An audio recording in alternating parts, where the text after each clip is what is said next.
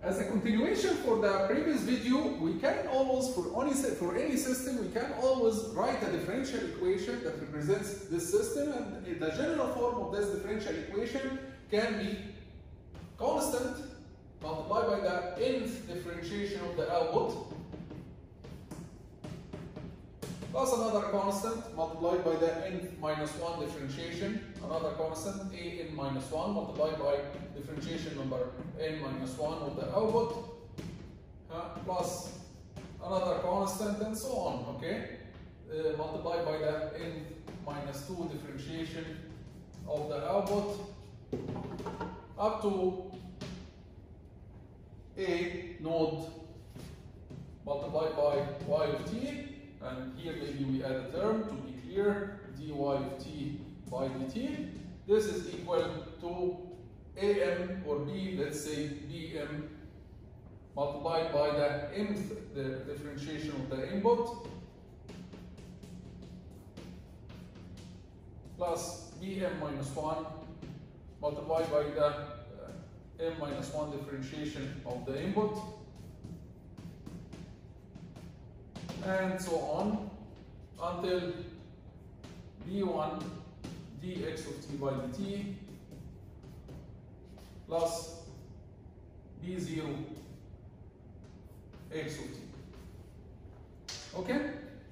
This is the general form of the differential equation between the input and the output of any system. So any system we can eventually, for any system, we can eventually find a differential equation that relates the input to the output, and this is the general form of the differential equation.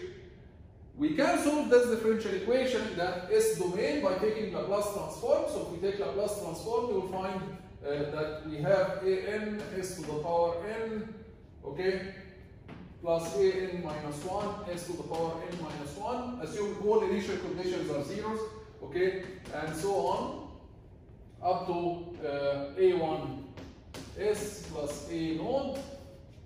This is all multiplied by y of s equals bm s to the power m plus bm minus 1 s to the power m minus 1 up to b1 s plus b0 multiplied by x of s. And then once we do that, we can write that the transfer function, which is y of s divided by x of s, is bm s to the power m plus bm minus 1 s to the power n minus 1 b1 s plus b0 divided over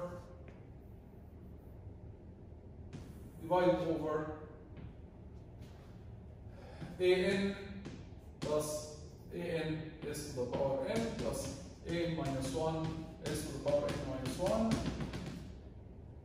a1 s plus a0. And we reach to the transfer function in this way. So we find the differential equation, then we take the Laplace transform, then we divide y of s over x of s, we get the transfer function h of s. The transfer function h of s in general can be converted to so the denominator can be written as multiplication of brackets s minus p1 s minus p2 up to s minus pn, where p1, p2, pn, these are the roots of the equation. That denominator, we call them the pools. Okay? And also the numerator, if we take a constant as a common factor, then it can be written as s minus z1, s minus z2 up to s minus zm, okay, where these are called the zeros. z1, z2, zm, these are called the zeros. So we have both pools and we have zeros. Why we call them pools and we call these zeros? The zeros because if s is equal to z1, it will give you h of s to be 0, which means that the transfer function will be 0 whenever s is equal to z1, or s equals to z2, or s s equals to zm. So at any of these s's, the transfer function is going to be 0. Why do we call the P1, P2, Pn, they call them pools? Because whenever s is equal to P1 or P2 or Pn, the h of s is going to be infinity, right?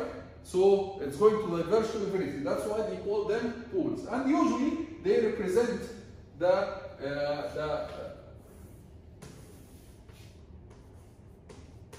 zeros and poles on the space in the S domain. This is the imaginary of S and this is the real of S. They represent them in the S domain because the zeros and poles, the location of the zeros and poles are very important to determine, as we'll see later, to determine whether the system is stable or not, whether it's invertible or not, and so on. So they put the zeros and poles in the domain here. For example, they represent the 0 with a circle, dot inside the circle. This is a 0, another 0 here, another 0 here. They represent the poles like this. So using X, so this is pool number 1, pool number 2, pool number 3, and the poles also can be complex conjugates. So a pole might appear here and here, pool 4, pool 5. So either they are real or they appear in complex conjugate pairs. If they appear as a complex, they appear in pairs, complex conjugate. Okay, this is a property of the zeros and poles. Either they appear the roots or the poles and zeros, they are real, or if they are complex, they appear as complex and conjugate, which means that one of them will be here and the other one will be here. The imaginary part will be negative. Okay, so the poles and zeros, either they are real or they appear as complex conjugate pairs. Okay, sure. Once we write h of s like this, you can do partial fractions. You can do partial fractions and represent h of s as something over s minus p1, s minus p2, s minus p3, and so on. Okay, and then you do inverse Laplace transform. You do inverse Laplace transform in order to calculate h of t, the impulse response. So you do inverse Laplace transform to calculate h of t, which is the impulse response. Of course, here we assume that all the poles are real. If some of the poles they are imaginary, if some of the poles imaginary, for example, let's assume that P1 and P2 they are complex conjugate. Complex conjugate. So it might be better to leave this as a quadratic form, like s squared plus some constant multiplied 2b multiplied by s plus some constant c squared.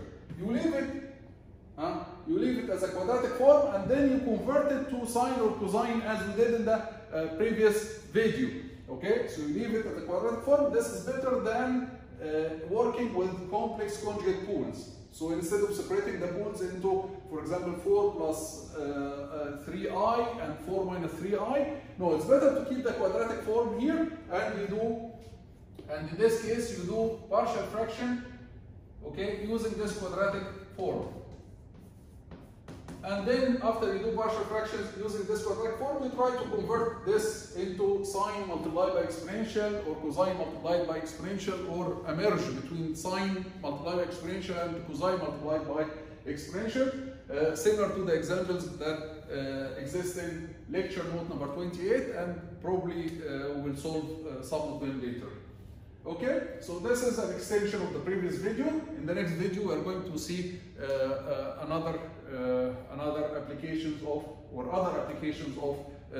Laplace transform. See you in the next video.